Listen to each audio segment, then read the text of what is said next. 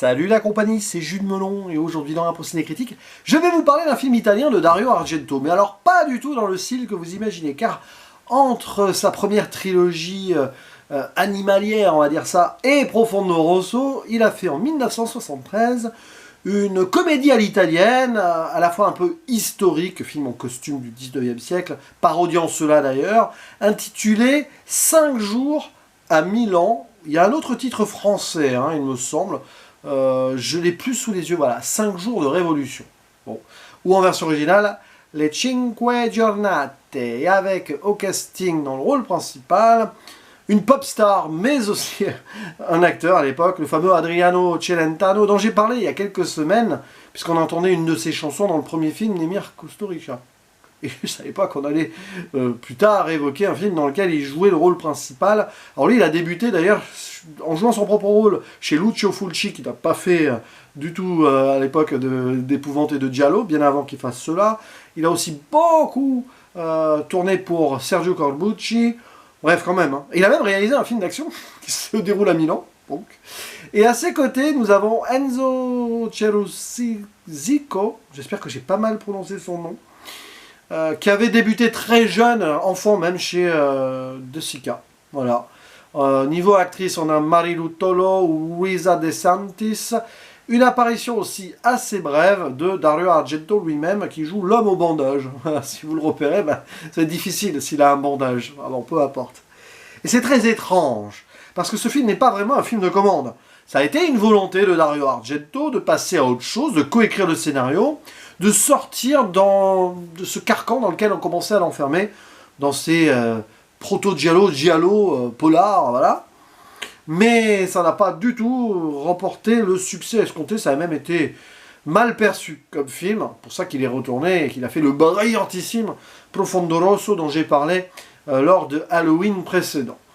Ce film se déroule dans une période historique italienne que je connais très peu, mais je crois que c'est à peu près à la même époque du Guépard, si vous voulez. Bon, en plein risorgimento, voilà, c'est difficile, je n'ai pas la langue italienne aujourd'hui dans la bouche, le printemps des peuples et tout. Donc les 5 journées de Milan, voilà, c'est référencé historiquement si vous voulez en savoir plus, etc. Et on va y suivre quelqu'un qui n'a pas du tout envie de faire la révolution. Un prisonnier qui s'appelle Keinazzo, et qui est libéré par erreur ou pas, par un canon. La scène d'introduction d'ailleurs nous montre ce canon, petit panoramique, hop, face à l'écran.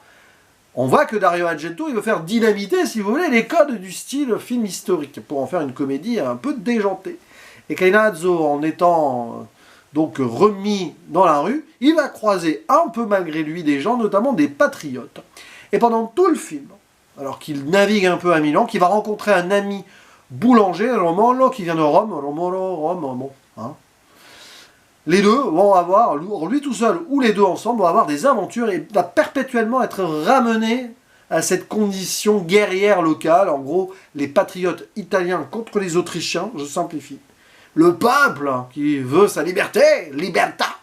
Il essaye de retrouver d'ailleurs ce fameux libertà, là, ce Zampino, qui est joué par Glauco Onorato, qui s'est fait surnommer Libertà. Bon, la quête de liberté, donc, hein, c'est assez amusant, ça aurait pu être un titre alternatif. Sauf que Keinazzo, il n'en a rien à fiche. Mais voilà, à chaque fois, un peu comme le mythe de Sisyphe, hein, il va quitter et retrouver tous ces gens-là qui gravitent. Des aventures complètement folles. Il va vivre ceci, notamment, voilà, par exemple, avec une comtesse bizarre. Il y a, enfin, ouais, une veuve plutôt. Il y a une dame qui est enceinte. Les deux vont aider à l'accoucher. Dans une scène qui va s'étirer très longtemps. Et c'est presque un film à sketch. C'est presque un film à sketch qui dévitalise totalement l'aspect politique historique de cette époque. Et Argento a été assez critiqué pour cela. C'était un peu le sacro-saint film historique à l'italienne, un peu patriote, où on se rappelle de certaines choses d'antan, qu'il fallait peut-être pas toucher. C'est pas pour moi une parodie non plus, mais ça y ressemble. C'est un peu le cul entre les deux chaises. Et j'ai envie de dire que le film, il est totalement paumé, à l'image du héros qui est paumé. C'est presque une mise en abîme, ce long métrage, de ce personnage-là, qui est un peu perdu, voilà. On sent qu'Argento, il ne sait pas trop ce qu'il veut faire, où il s'embarque vraiment. Il tente vraiment d'être dans la comédie pure, un peu le côté historique avec des bonnes reconstitutions, mais aussi à des moments, il rentre dans le dramatique. Il y a des scènes qui sont assez fortes, brutales, violentes et sombres. Oui, enfin, il y a des moments durs quand même dans le film, notamment vers la fin. C'est-à-dire que c'est un peu, vous savez, c'est comme le récit picaresque là. C'est presque une sorte de Don Quichotte, sauf que lui, il veut pas affronter des moulins à vent, c'est les moulins à vent qui se rappellent à lui. C'est-à-dire qu'il a envie de fuir, il a envie de vivre ses trucs, c'est un petit gangster, quoi. C'est un voleur à la sauvette, si vous voulez. Et dès le début, quoi, on sent qu'il n'est pas à sa place, il n'est à sa place nulle part. Et le film a du mal à être à sa place dans la filmographie de Dario Argento aussi. Et c'est dommage, parce qu'en fait, il y a des moments où tu sens que s'il avait plus assumé un truc ou un autre, ça aurait mieux fonctionné. C'est-à-dire que le pastiche n'est pas totalement abouti. Le côté dramatique historique, non, mais il aurait pu faire un film sérieux dramatique historique il en avait le talent, il en a le talent dans ce qu'il fera après, même si c'est plus toujours dans le côté giallo, fantastico, polar, slasher, tout ça. Il a un talent de metteur en scène, de regard.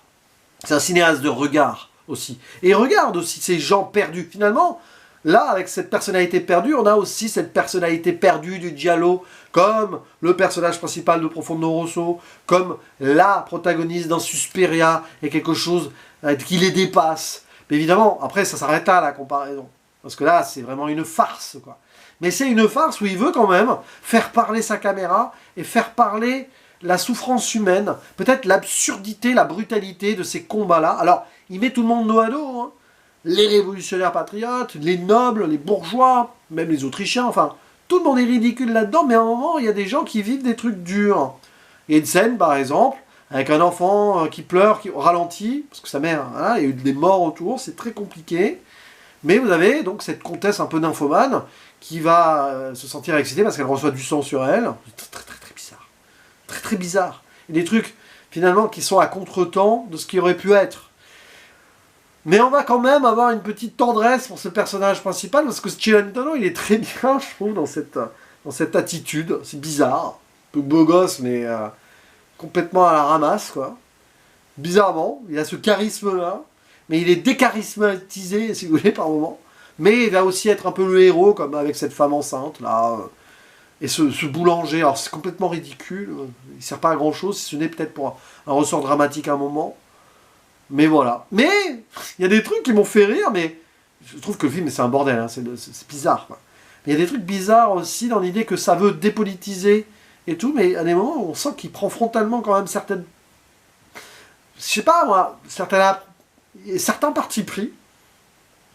Par exemple, le pape ou le roi ne sont jamais montrés sur en voix off à commenter la situation en étant complètement déconnectés de la réalité. Il y a ça. Donc il y a la brutalité, l'absurdité, la violence inutile de la guerre. Il y a la corruption, la trahison, il y a des trucs quand même comme ça. Et il y a cette idée que cette révolte populaire dite du peuple, en fait non, le peuple se fait avoir par cette soi-disant appel d'une démocratie qui n'en est pas une. C'est quand même éminemment politique et même presque engagé. Quand même Argento n'a pas voulu être trop engagé, malgré lui il va l'être, mais par petits moments, voilà. Et cette idée que, oui, finalement ça profite toujours aux élites, même le peuple, c'est quand même des élites. Ça rappelle un peu, hein, ce qu'a mené la Révolution française, après, hein, la Commune, tout ça, il y a ces idées-là, ces parallèles historiques aussi, hein, peut-être, probablement. Donc c'est quand même pas si inintéressant que cela. Mais c'est un peu le bazar, et puis il y a des moments où tu as envie qu'il... Voilà, il est sérieux. Il y a même quelque chose qui annonce Profondo Rosso dans le film. C'est pas une blague, hein. Une sorte de demeure, là, un peu sombre, avec des escaliers, tout ça. Ça rappelle une des scènes de Profondo Rosso, à des endroits où il y a la scène majeure finale de Profondo Rosso. C'est quand même assez fou, ça, quand on y pense. Mais oui, il y a cette idée-là. Il y a aussi une scène très bizarre de théâtre de pieds, je ne dis pas plus, mais il y a des personnages, on voit que leurs pieds, et avec les pieds et les jambes, en disent long, ou pas, sur l'inutilité ou l'artificialité de ces personnes, de ces gens qui n'ont pas de profondeur, qui sont juste dans des apparences, dans des faux combats qu'ils mènent. Et le film fait ça aussi, dans ses apparences, dans ses apparats, et puis voilà, il y a ci, il y a ça. C'est assez étrange quand même tout ça. Donc ouais, c'est un peu inclassable, même si c'est une comédie à l'italienne, film historique, c'est assez inclassable dans la filmographie d'Argento, même si sur le regard, sur des gens un peu paumés, et sur certaines scènes, on reconnaît son cinéma, certains mouvements de caméra sont argentesques. Voilà, j'ai envie de dire. Ce qu'il a pu faire avant, ce qu'il fera après. Donc quand même, il y a son style. Mais pourquoi? Pourquoi se perdre un peu lui-même là-dedans? Il a tenté, hein. Il a tenté. Et je pense qu'il aurait dû tenter quelque chose de beaucoup plus sérieux. Parce que finalement, bon, il y a toujours un peu d'humour chez Argento quand même. Hein. Il y a quand même quelque chose de décalé aussi. Pour renforcer l'absurdité et la profondeur sombre aussi parfois de certaines histoires. Mais là, je pense que ça colle pas trop. Ça colle pas trop, mais c'est quand même un truc assez étrange. Je n'ai pas passé un mauvais moment dessus. Je l'avoue, hein, je l'ai vu en 3 fois. Voilà. Parce que c'est tellement un sketch que j'ai lâché. Je suis repassé après à autre chose. C'est bizarre hein, quand même. Hein. J'aime pas faire ça avec les films. J'aime pas. Hein. Mais bon, peut-être que c'est comme ça que ça s'apprécie mieux. C'est sûr que si vous le fardez les 2 heures d'affilée, je pense que ça peut être un peu lourdingue. Bon, évidemment, c'est le moins bon des Argento que j'ai vu, mais c'est totalement inclassable. C'est très, voilà, c'est un objet un peu filmique non identifié, quand bien même, ça fait très italien. Voilà, ça fait, oui, un peu cinéma à la Dino Risi. Mais Dino Risi, avec Marche sur Rome, par exemple, il a lié la comédie dramatique et la comédie plus légère, l'histoire dramatique plutôt, du coup, de façon très forte, je trouve, finalement, quand même, avec un bel équilibre aussi. Et là, je pense qu'il a un peu foiré l'équilibre, Argento. À moins qu'il ne voulait pas en chercher un équilibre. Mais là, je pense qu'il n'était pas prêt pour faire cela, même s'il voulait le faire. Mais c'est comme ça. Puis bon, vous pouvez trouver des clins d'œil aussi au cinéma de Sergio Leone. Parce que, on le sait, Argento, il doit beaucoup à Sergio Leone. Et à un moment, on se croirait vraiment dans une sorte d'ersatz en Italie du film, souvent le moins cité, mais qui est très bien quand même aussi, de Sergio Leone, à part son premier, le fameux Il était une fois à la Révolution. Il y a de ces idées-là quand même. Il y a même des trucs qui... Même scéniquement, voilà, formellement, il y a des choses qui rappellent un peu ça, dans sa façon de filmer là. Donc voilà, peut-être que sur ce pan-là, c'était aussi un hommage à un de ses maîtres, je ne sais pas. N'hésitez pas à dire en commentaire ce que vous pensez de ce film, si vous l'avez vu, mais il n'est pas forcément facile à voir, mais il est trouvable, hein, donc n'hésitez pas à jeter un coup d'œil et à revenir ici pour me dire ce que vous en avez pensé, bien sûr, et de la carrière de Dario Argento, bien sûr, si vous le souhaitez. Voilà. Il y a beaucoup de films d'ailleurs de lui que je n'ai pas vu post-Suspiria, post-Ténèbres surtout. Post-Ténèbres.